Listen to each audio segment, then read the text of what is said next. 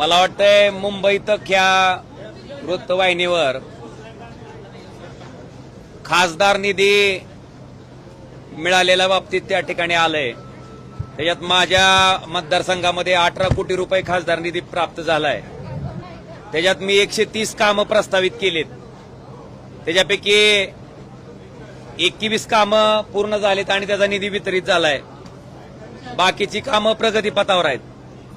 तर मला खासदार निधीच्या बाबतीत लोकांच्या मनात जो संभ्रम होतोय त्याच्या बाबतीत मला सांगायचंय की मी 2019 ते 24 खासदार होतो।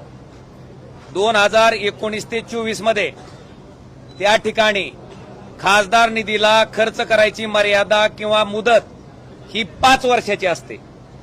मग तुम्ही कुठल्याही निधीचं मूल्यमापन करत असताना त्या निधीला मुदत किती वर्षाची आहे ते बघून मुदत संपल्याच्या नंतर त्या खासदाराचा खासदार निधी जर शिल्लक राहिला तर निश्चितपणे त्या खासदाराचं अपयश आहे।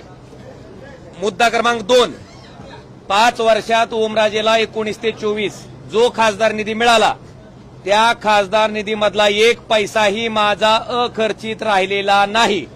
तुम्ही ही माहिती MP लॅडवरनं काढू शकता। आता मुद्दा 3, माझ्या लोकसभा कार्यक्षेत्रामध्ये येणाऱ्या बूथची संख्या ही साधारणतः 2475 पर्यंत आहे। 2475। मला 5 वर्षात खासदार निधी एका वर्षाला 5 कोटी रुपये मिळतो। 5 वर्षाचा किती झाला? 25 कोटी। 25 कोटी खासदार निधीला जर 2475 बूथनं भागलं तर एका बूथला 1 लाख वर काहीतरी 2000-3000 रुपये मिळतील। 1 लाख रुपयात काम होणार सांगा मला, तुम्ही समजून सांगा की 1 लाख रुपयात अमुक काम होतंय कुठल्याही गावात, तेही 5 वर्षातलं बरं का, हा निधी मी मिळणारा 5 वर्षातला सांगतोय। कुठल्याही गावात 1 लाख रुपयात एका बूथवर काम होऊ शकत नाही, ही वस्तुस्थिती आहे। किमान 7 लाख रुपये ते 10 लाख रुपये, मग सभा मंडपाचं काम असेल, गावातलं सार्वजनिक सभागृह असेल, गावातल्या एखाद्या शाळेचं काम असेल, शाळेच्या कंपाऊंड वॉलचं काम असेल, त्याचबरोबर रस्त्याचं काम असेल, या कुठल्याही कामाला कमीत कमी 7 लाख आणि जास्तीत जास्त 10 लाख रुपये निधी देणं क्रमप्राप्त आहे, तरच ते काम पूर्ण होतंय। जर एका गावात 7 लाख ते 10 लाख रुपये खासदार निधी गेला तर साधारणतः जवळपास 5 ते 6 बूथ, कारण 7 बूथचे पैसे एका बूथला जाणार आहेत, म्हणजे 5 ते 6 बूथ काय होणार आहेत? निधीचे राहणार आहेत। आता जी बूथ राहिलेत त्या बूथला काय वाटणार की बाबा आम्ही तर सगळ्यांनीच तुम्हाला मतदान केलं होतं, पण तुम्ही निधी देताना किती बूथला दिलं? एका बूथ। तर हा जो निधी आहे तो 5 वर्षातला आहे आणि मूल्यमापन तुम्ही माझं 24 ते 29च्या टर्मचं करत असताना 2029 मार्च संपल्याच्या नंतर तुम्ही ह्याचं मूल्यमापन करावं। जर माझा खासदार निधी शिल्लक राहिला तर तुम्ही त्याच्या बाबतीत बोलावं, पण 6 ते 7 बूथ शिल्लक राहिल्याच्या नंतर त्या बूथच्या त्या गावात राहणाऱ्या लोकांना खासदारानं काय उत्तर द्यायचं, हा माझा प्रश्न आहे। त्याच्यामुळं जो त्या ठिकाणी निधी दाखवला जातोय की बाबा 18 कोटी मिळालेत, आता खरं तर 3 वर्षाचे 15 कोटी मिळायला पाहिजे होते, पण 3 कोटी जास्त कुठले मिळाले मला? तर माझ्या 19च्या पूर्वीच्या खासदारांनी त्यांचा खासदार निधी खर्च न केल्यामुळं ते 3 कोटी रुपये मला आता वाढवून आलेत, म्हणून ते किती दिसतेत? 18 कोटी। मला वाटतंय ही सर्वसामान्य लोकांनी सुद्धा समजून घेणं गरजेचं आहे। आणि शेवटी आम्ही लोकप्रतिनिधी म्हणून काम करत असताना गावातल्या प्रत्येक माणसाचं अपेक्षा आमच्याकडनं असते किंवा खासदारांनी आमच्या गावात कुठलं एक ना एक तरी काम करावं आणि ती त्याची मागणी ही माफक आहे, ती पूर्ण केली पाहिजे। काल मला असाही प्रश्न विचारण्यात आला की ज्यावेळेस काँग्रेस राष्ट्रवादीचं सरकार होतं त्यावेळेसच्या कुठल्या आमदारांना असं म्हणलं नाही की मला विकास करायचा आहे म्हणून किंवा मला लोकांची कामं करायची म्हणून मला सत्तेत जावं लागतं। मी 2009ला पण आमदार होतो। 2009ला मी आमदार असताना काँग्रेस राष्ट्रवादीचं ज्यावेळेस कधी सरकार होतं त्यावेळेस किमान 40% विकास निधी त्या विरोधी पक्षाचा जरी आमदार असला तरी त्याला दिला जात होता। मला वाटतं आताची जर परिस्थिती आपण बघितली तर आकडेवारी काढल्याच्या नंतर तोही विकास निधी आपल्याला लक्षात येईल।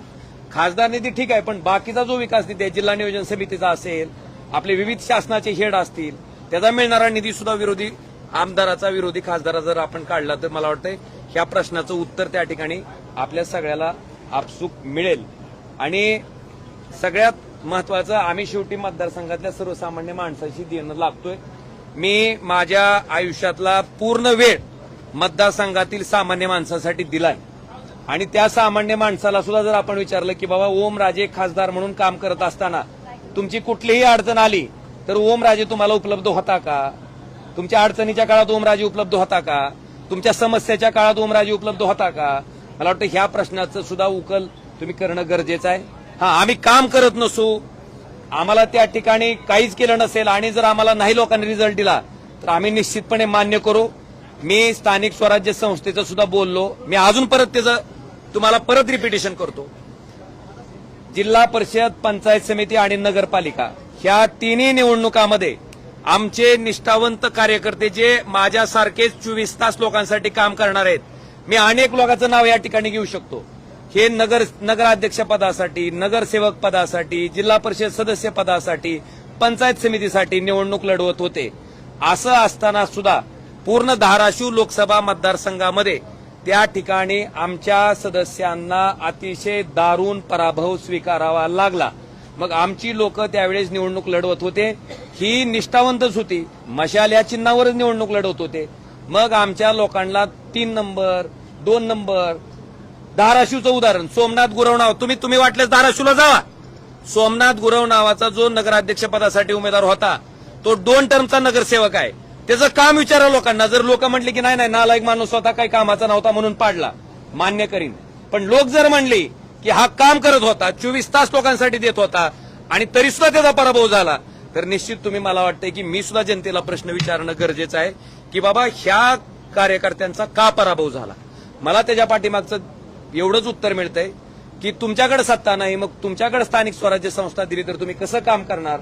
मला वाटतं हा प्रश्न त्या माणसाच्या मनात पडला असेल म्हणून मी असेल, आमचे आमदार असतील, आमचे कार्यकर्ते असतील, ह्यांनी पूर्ण वेळ सामान्य माणसासाठी काम करून सुद्धा त्यांना स्थानिक स्वराज्य संस्थांमध्ये अख्ख्या लोकसभा कार्यक्षेत्रामध्ये एकही पंचायत समिती आमच्या विचाराची निवडून आली नाही, एकही नगरपालिका त्या ठिकाणी आमची निवडून आलेली नाही आणि जिल्हा परिषदला तर अतिशय वाताहत त्या ठिकाणी आमच्या उभा राहिलेल्या निष्ठावंत कार्यकर्त्याची झाली. मग माझ्या मनात हीच खंत आहे की सामान्य लोकांनी जो कौल दिला त्या ठिकाणी मतदान करत असताना तो सत्तेच्या बाजूने दिला, त्यांची विकास कामं होण्यासाठी दिला, तर मला वाटतं त्याच्या बाबतीत जी मी भूमिका घेतली ती मला गैर वाटत नाही.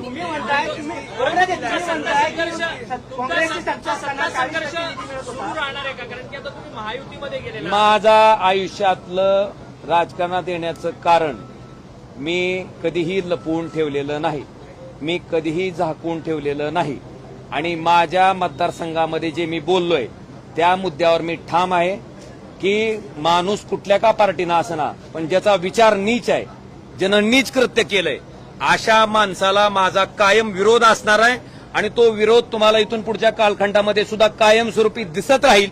मी शपथ घेऊनच उतरलो होतो की अशा नालायक लोकांचं राजकारण संपवल्याशिवाय मी शांत बसणार नाही.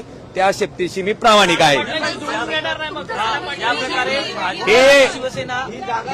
आपल्या माहितीसाठी ती जेव्हा भारतीय जनता पार्टीत आलं त्यावेळेस सुद्धा ओमराजे शिवसेनेत होता, पण ओमराजेनं त्याला विरोध केलाय, ही रेकॉर्डवर आहे आणि इथून पुढच्या कालखंडामध्ये सुद्धा अशा वृत्तीच्या लोकांना विरोधच राहणार.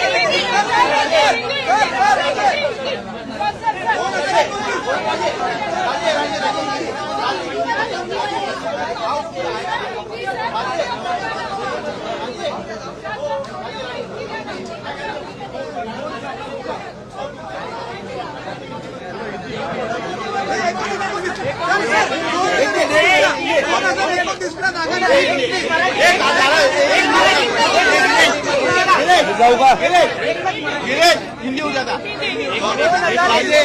जो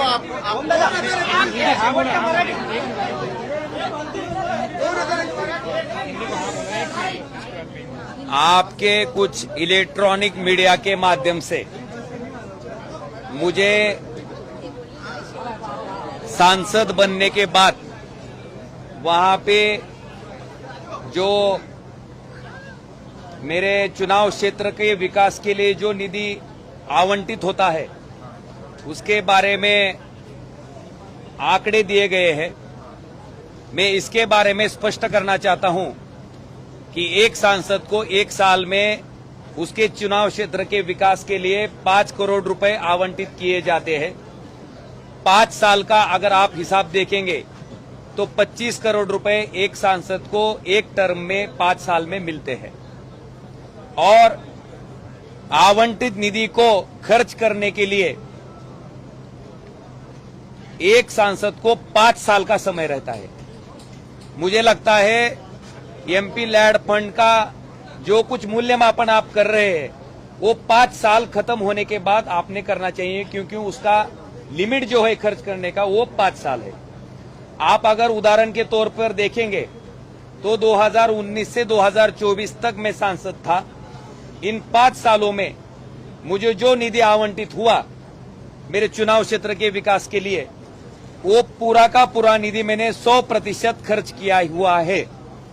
अभी मेरा दूसरा टर्म चल रहा है, उसमें 24 से 29 तक जो निधि मुझे मिलेगा वो पूरा का पूरा 29 के बाद अगर एक पैसा भी बचता है तो उसके लिए मैं बिल्कुल जिम्मेवार हूं। दूसरी बात, जो बताया जाता है कि बाबा 5 करोड़ रुपए यानी 5 साल के 25 करोड़ रुपए में चुनाव क्षेत्र में मेरे वार्ड कितने हैं, तो 2475 मेरे चुनाव क्षेत्र में वार्ड है और उन सारे वार्डों ने मुझे वोट डाला है।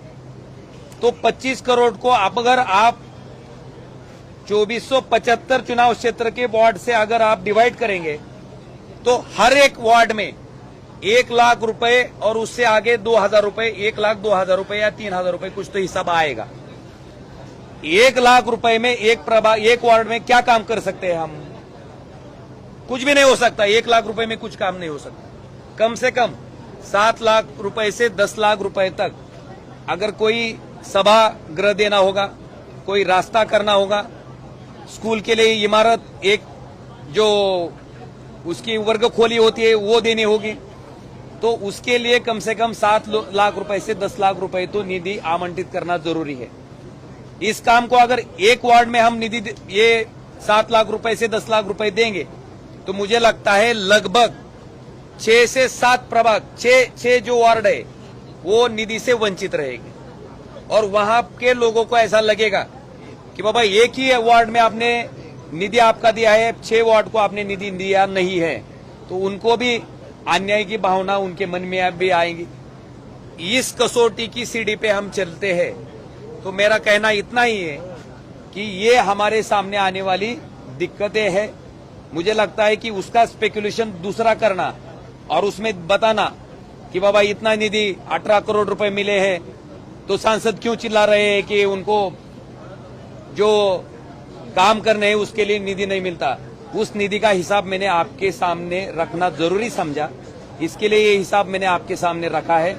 और मेरा मूल्यमापन आप 19 से 24 का जो मेरा निधि मिला है मुझे एमपी लैड का, अगर उसमें से 1 पैसा भी बचा होगा तो उसके लिए मैं जिम्मेवार हूं।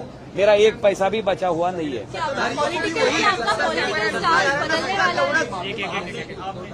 सर साथ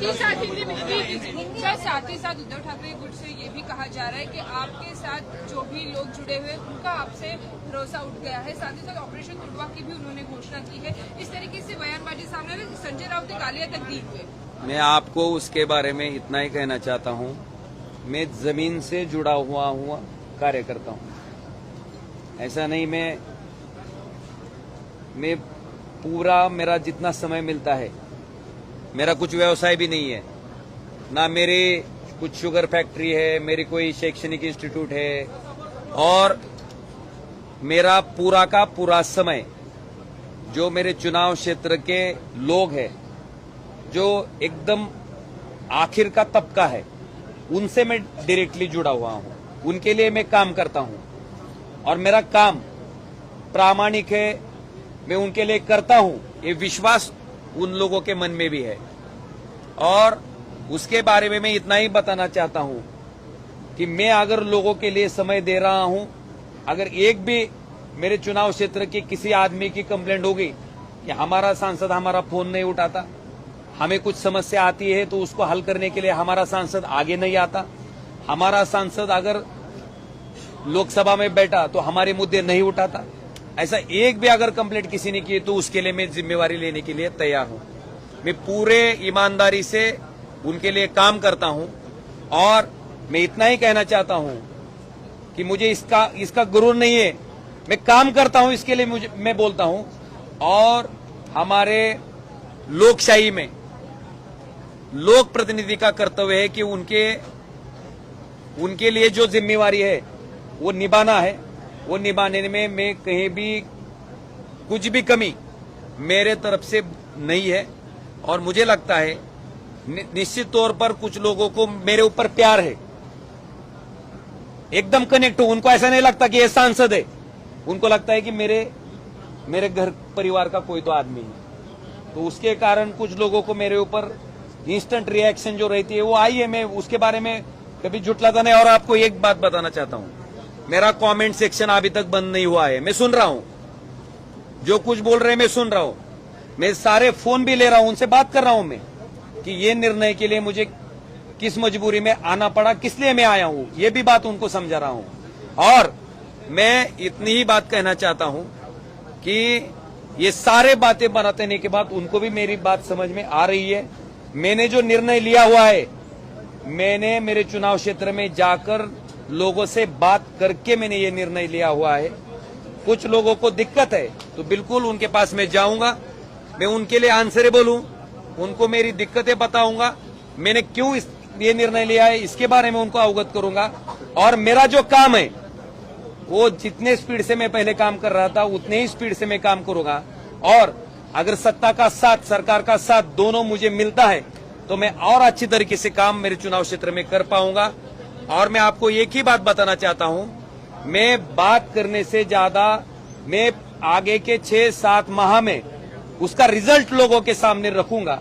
मुझे लगता है वो रिजल्ट देखने के बाद लोग भी मेरे निर्णय के पक्ष में आ जाएंगे। सजा दिलाने की बात की थी और इस मुद्दे को काफी उठाया था, क्या लगता है सर? निश्चित तौर पर मेरा राजनीति में आने का मकसद सिर्फ वही है।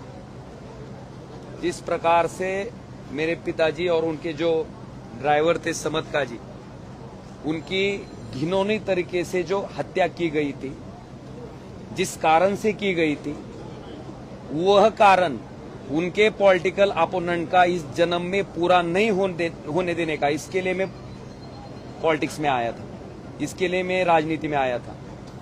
और उसके बाद मैंने कोर्ट की लंबी लड़ाई मेरे परिवार ने और मैंने लड़ी है, उसके लिए लगभग 20 साल गए हैं। जिसने ये हत्या करवाई थी वो होम मिनिस्टर रहने के कारण स्टेट की पुलिस इसमें अच्छे तरीके से इन्वेस्टिगेशन नहीं कर रही थी। इसके बारे में हमने माननीय उच्च न्यायालय मुंबई को अवगत किया, उनके सामने याचिका दी कि बाबा ये जो तपास है वो महाराष्ट्र पुलिस से निकालकर आप सीबीआई को वर्ग कीजिए। इसके बाद माननीय उच्च न्यायालय के आदेश के ऊपर मुझे लगता है महाराष्ट्र की पुलिस तपास में कुताही बरत रही है। ये सामने आने के बाद ही माननीय उच्च न्यायालय ने ये जो इन्वेस्टिगेशन है वो सीबीआई के पास भेज दिया गया।